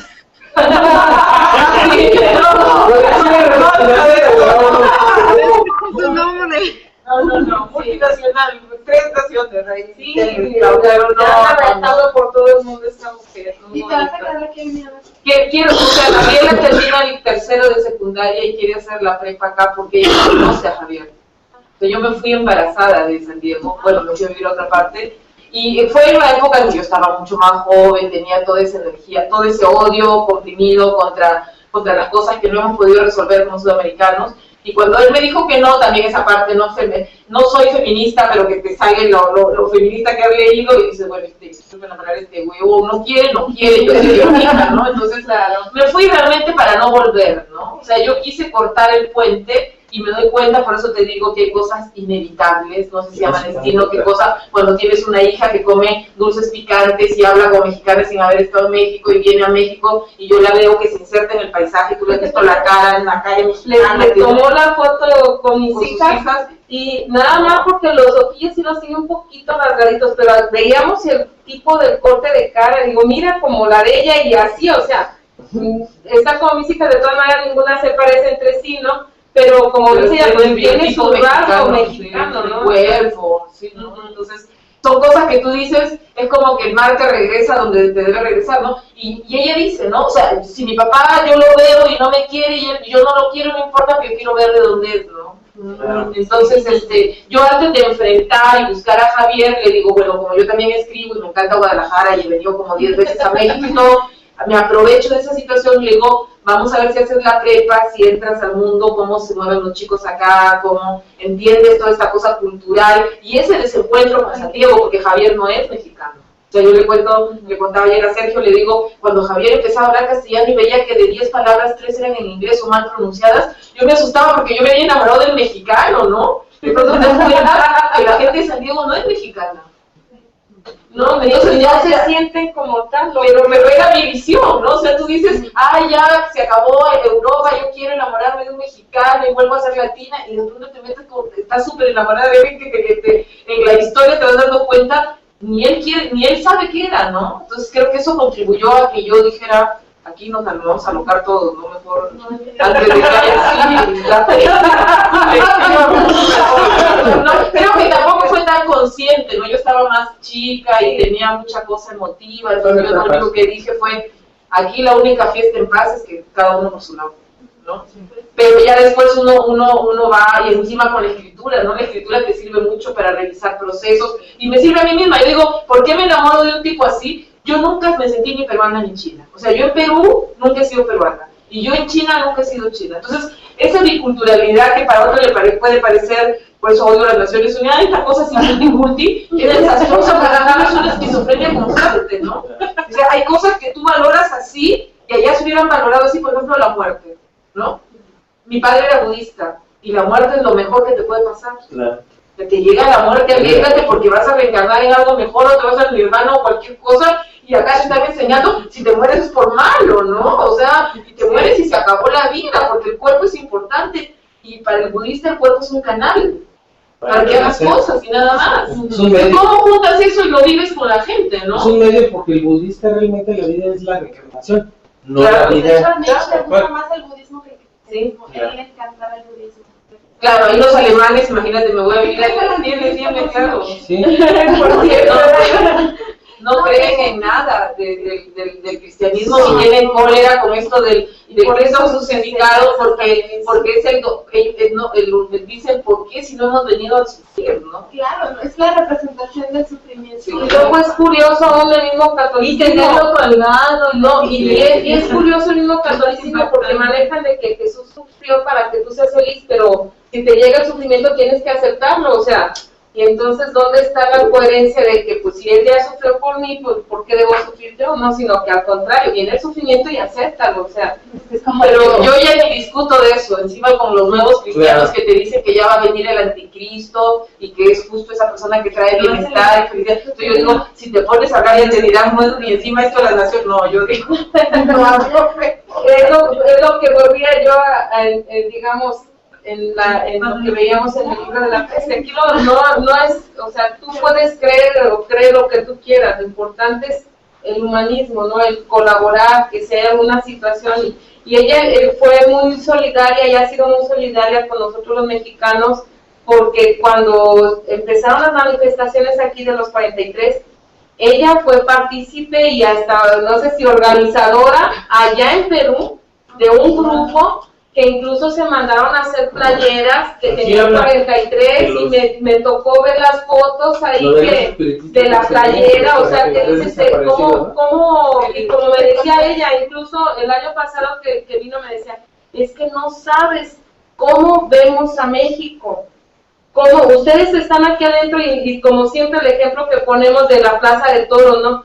Estamos en el ruedo, pero no vemos cómo nos ven los demás.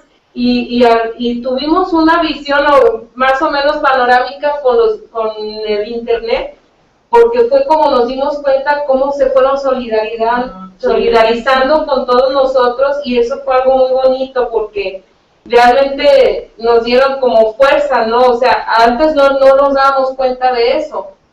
De alguna manera pues se sostenía, pero llegaba la situación y te desplomaban, ¿no? ¿Por qué? Porque te hacían creer que no éramos muchos, pero ahora nos damos cuenta que sí somos muchos, Sí, y que no nomás los mexicanos, ¿no? es muy, yo no sé, ¿no? O sea, yo creo que cualquier mexicano que tiene estudios, bueno, que lee periódicos y ve la situación en el mundo, sabe que geográficamente, económicamente, culturalmente, México es matriz para miles de cosas que nos alimentan a todos los del sur, ¿no? Y a los del norte. Y bueno, a los del norte. Y a los del norte. Le mandamos la marihuana de un buen. Todo de la También le damos a los del norte. ¿Qué es lo que escribiste? Bueno, yo tengo muchos libros, ¿no? Pero siempre saco ediciones A chiquitas. ver, platícanos. Sí, yo estoy en contra un poco hasta ahora, falta que me venda a los editoriales grandes. Yo no digo, esta boca no es mía o nunca es nunca, ¿no? Yo digo, de repente por ahí me hacen una oferta y me animo, pero hasta ahora siempre he sido abanderada de las ediciones muy pequeñas, sí, independientes, de apoyar mucho el trabajo artesanal, de ir con gente que realmente está interesada en la lectura y no por la venta de libros, o sea, esta cosa mega, también es atractiva, ¿no? Cuando yo voy a la FIL y me encanta y me paseo por todos los stands y voy con Perú y les ayudo y hago conferencias y toda la cuestión, pero sí, como yo nací en un pueblo, que es bien raro en Perú, también es otra cosa esa, es un pueblo que se formó en el desierto porque dos ríos se salían, y ahí es la colonia donde hay más chinos y más judíos. Entonces somos una mezcla bien rara. Todo el mundo dice, si eres de Chepén, eres más cosmopolita que de Lima, porque ahí llegaron muchos ancestros chinos y muchos judíos que también escaparon desde antes de la guerra y durante la guerra. Entonces eso ya me hizo, creo, de chica, ver que yo venía de un mundo distinto y no solo andino o originario de los indígenas peruanos, ¿no? Que también hay, que se llaman los moche, que son una etnia en el norte de Perú. Entonces ya ahí tú te das cuenta que, pues, si te lo pones a ver ahí, no, si naces con todas esas unas características especiales, no sé, ¿no? A mí hay escritores que han nacido en Chepén y se han ido a Lima o Estados Unidos y quieren esta cosa mega de sacar con las editoriales grandes, pero yo siempre he sentido que parte de mi ser es así circular y pequeño, ¿no? De apoyar grupos chicos, por eso me fascinaba el Malasangre, porque me parecía que era un espacio donde la gente iba porque quería, donde tú no vas por obligación, donde todos los talleres que yo he hecho en Perú y todo, siempre ha ido gente libre albedrío, ¿no? También en la universidad conversamos mucho, pero no está esta cosa jerárquica de decir, ay, que leer esto porque esto está dentro del canon y esto es bien. No. También tienes que leerlo, ¿no? Pero creo que yo soy como esa rebeldía la tengo de donde he nacido, de mi propia sangre, de mi propio ser. Como natural, ¿no? Sí, natural. No es como que yo la llevo conmigo, ¿no? No es que yo me la inventé, ¿no? Así nacido, así, por eso me enamoro de un mexicano de la frontera, por eso. ¿Tu primer libro de qué se trató? Mi primer libro, yo empecé con la poesía, ¿no? Me fascinaba, ¿no? Esas cosas que uno descubre, todos los franceses, las flores del mar, Roma, todas estas cosas que nos llenan el cerebro. Y también los sudamericanos, ¿no? Neruda, o acá, o el mismo Paz, ¿no? Estas cosas, o las mujeres, ¿no? Alfonsín Storni, el Pizarro, que nosotros en Perú leemos mucho a los argentinos. Y tenía un libro que se llamaba Historia de una gorda. Quería que hablara. Es muy chistoso porque justo mi tallerista era hija de un profesor que había vivido en México y nos contaba mucho de los mitos mexicanos. Y a mí, mira, en esa época, antes de casarme con el alemán incluso, me fascinaba esta cosa de los mexicanos que llevan su cuerpo con orgullo. A diferencia de los sudamericanos, yo la viste más abajo, que están con las 50.000 dietas y quieren parecerse a los gringos o a los españoles. A mí me parecía que a los mexicanos les valía madres, ¿no? Cuando yo conocí a la mamá de Javier Ponte, que es una señora como de 1,80 que parece una Sius, así grandotota, fascinada, ¿no? Y mi hija es así. O sea, no mide 1,80, pero es grande, pero ya adelgazó. Es que el año pasado Gabriela era así.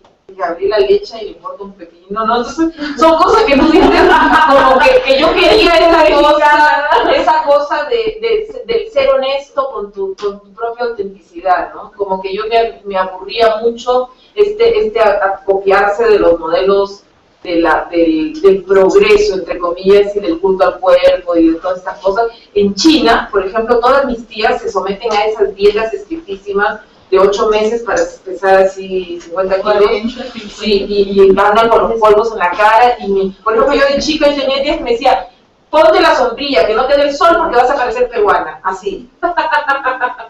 O sea, todos esos conflictos creo que uno que dije se van a la chingada y yo hacer lo que uno es, ¿no? Una cosa así bien sí, y esa es otra cosa que a mí me encantó Alemania, pero no me gustaba tampoco esa idea de que todas las latinas que se van a Alemania se germanizan. O sea, de pronto son unas más alemanas que la otra.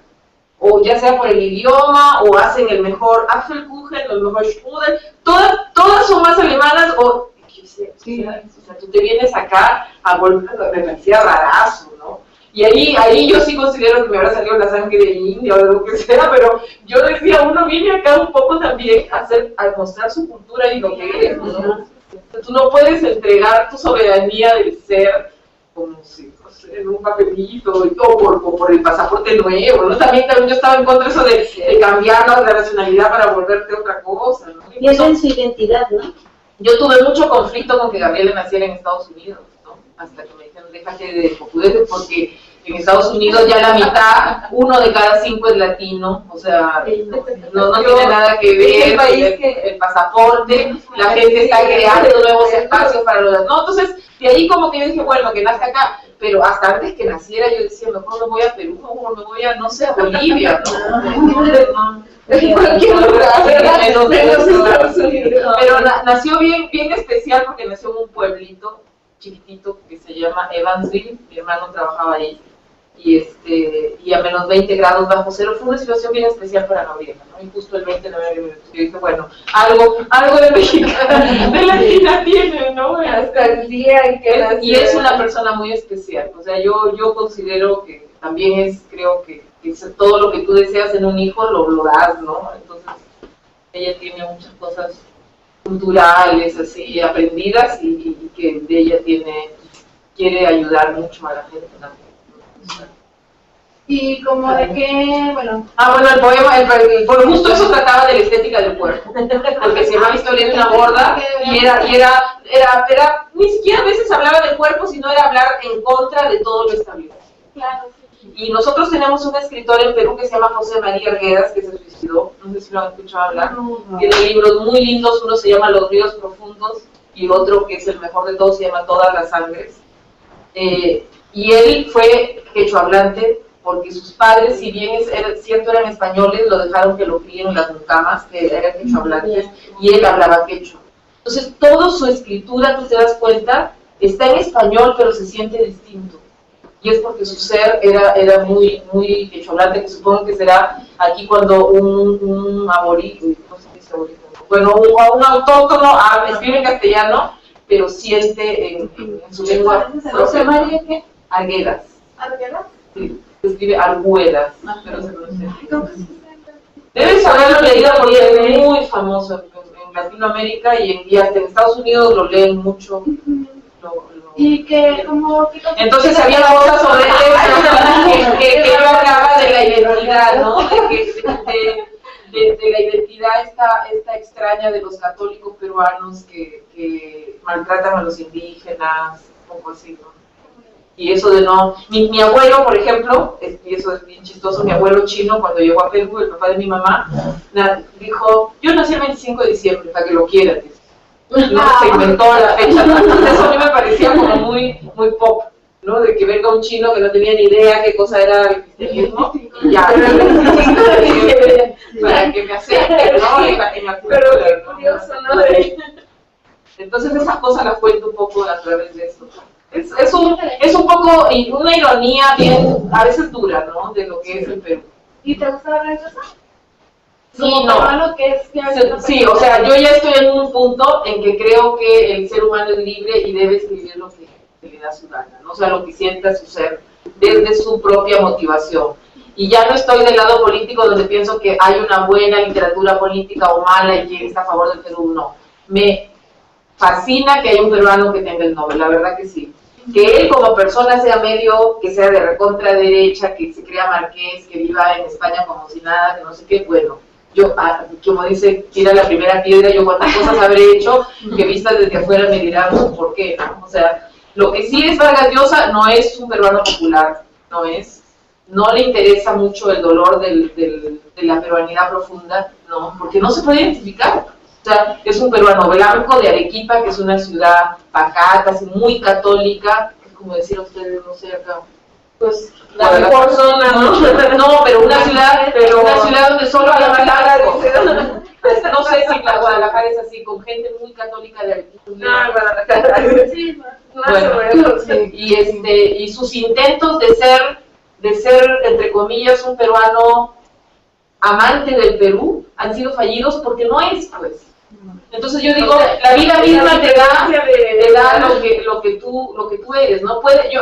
Todos nuestros políticos son una desgracia, los de ustedes también quizás, pero hacemos de lado que por lo menos tienen sus intentos de se quedan allí, hacen toda la porquería que sea, pero están dentro del círculo, ¿no? En cambio, él ni siquiera, ¿no? Ni siquiera se ha quedado en Perú, vive en España, sus hijos están en Inglaterra, o sea, ni siquiera, ¿no? Pero por otro lado, es como que nos conviene tener el tío rico, ¿no? Una cosa que nos... De alguna manera les da presencia en otro lado, porque es peruano, aunque como dices tú, pues... Porque no sé, yo también tuve la suerte de conocer a Carlos Fuentes en Argentina, 10 días antes de morir, mira. Fuimos a la Tomás de los Martínez y llevé a Gabriela, y me acuerdo que Gabriela se fue para que le firme el libro, y ella le dijo, mi papá es de San Diego, no sé qué, y él le firmó el autógrafo y le puso para Gabriela, mi paisana, y la Gabriela estaba emocionada. Por ejemplo, quizá Vargas Llosa sería un extremo de lo que, de este tipo de embajador que vive fuera y ve, no sé si ustedes ven así a Carlos Fuentes, y ve un poco desde arriba a Perú, ¿no? Pero que igual es peruano. O sea, yo creo que también eso de también decir, ay, Salmán de la película tampoco es así. Y bueno, a ver, ¿cómo recomendación? Ay, perdón. adelante, porque ya tenemos ¿Cómo que describir ya terminamos. tu literatura? ¿Cómo nos la recomendarías? Yo no sé si les gustará porque yo tengo cosas muy dark, muy punk, muy... Fíjate que se me hace muy interesante y es chistoso un poco porque es una combinación punk, hasta nomás, porque escribe un chico que ha escrito para El País, que ha vivido en Nueva York, escribo yo y escribe un bibliotecario de una periferia de Bogotá, pero que no la conoce nadie, ¿no? Entonces ahí sacamos. Esas cosas sí me gustan, ¿no? De mezclar lo que no se mezcla, lo que el canon no mezcla, lo que está prohibido para las... Es como, no sé si hacen un taco de... Anarquía. Sí. Bueno, quisiera ya un poquito comentar este otro libro, o sea, pues ya, afortunadamente lo tienen ustedes y esperemos un día poderlo compartir y ahí le avisaremos a Julia. Que viniera un día para bueno, se va a ir, yo me voy a regresar, o sea, ahorita está con ese detalle, pero no sabemos bien cuándo regrese. Lo que sí, cuando menos hay que avisarle para que nos enlace. Claro. Y pues ya entre ella ya y nosotros aquí pues ya lo comentamos, sí. Pero ojalá que también nos traiga este libro de la desmineralización de los árboles, porque es muy diferente a lo que escribió aquí. Aquí vienen poemas, viene un cuento bien lindo que se me hizo muy lindo, aparte del subcontenido de que ella me lo compartió antes de publicarlo. Y me preguntó, a ver, mira, ¿qué opinas? Es que me pasa esto, y es un poco real, y luego de repente me sale con unas cosas tan lindas que me está hablando y todo, y esto te pasa, y yo pues, como toda escritora, es parte de un cuento, parte de un ya no sé ni cuándo me habla en serio, ni cuándo me está hablando de su creación, y luego es una mujer que tiene el hámster así todo el tiempo, pero ojalá que podamos conseguirlo. Se me hace muy lindo desde la presentación. Aquí viene una reseña breve de ella,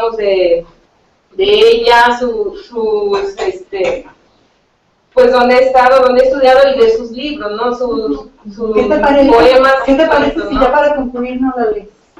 Okay. Porque en el otro libro no lo comenté. Sí viene pero como a medias donde va, ajá. Dice, Julia Wong Chepén, 1965. Cursó estudios en la Universidad de Lima, en la Pontificia Universidad Católica del Perú, y visitó algunas universidades al sur de Alemania. Pertenece a la nueva generación de valores consagrados de la literatura peruana.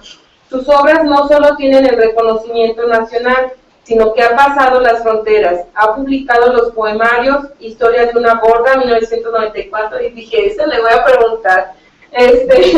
Los últimos blues de Buda, 2002, Iguazú, 2004, Ladrón de codornices, 2005, Un salmón ciego, 2008, Rey Nato, 2009, Un pequeño bordado sobre la vergüenza, 2011, y La lectura de manos en Lisboa, 2012-2013.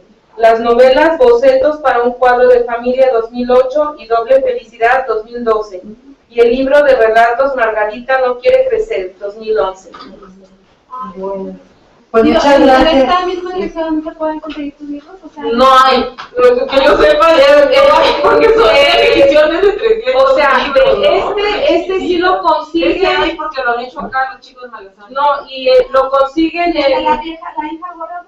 La historia de una gorda no hay. Que nos consiga, que nos traiga, que nos mande, ¿verdad? Pero lo consiguen en calle Pavo, 191.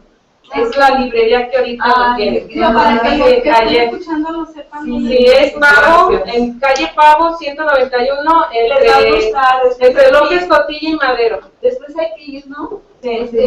Abrió una cafetería así chiquita, bonita. Con librerías. Con libreros, está muy padre. Y bueno, maestra Alejandra, ¿alguna pregunta que quieras hacer por haber aceptado la invitación? No, se me hace muy interesante todo lo que dijo. Nada más me gustaría que después, no sé si tú, Lulu, nos pudieras hacer llegar los títulos con más calma, porque no los puedo pues escribir todos. El nombre completo de la autora y pues donde podría conseguir, porque a mí también me interesó mucho de Historias de una gorda. Se me hace como que a mí una cosa que me gusta. Y felicitar a la escritora, se me hace que hay que quitarle el micrófono un ratito. O sea, se me hace muy bien, se me hace muy abierta, como muy amena, muy simpática. Muy interesante todo lo que nos platica. Bueno, muchas gracias. Fue un placer conocerla. Gracias. La semana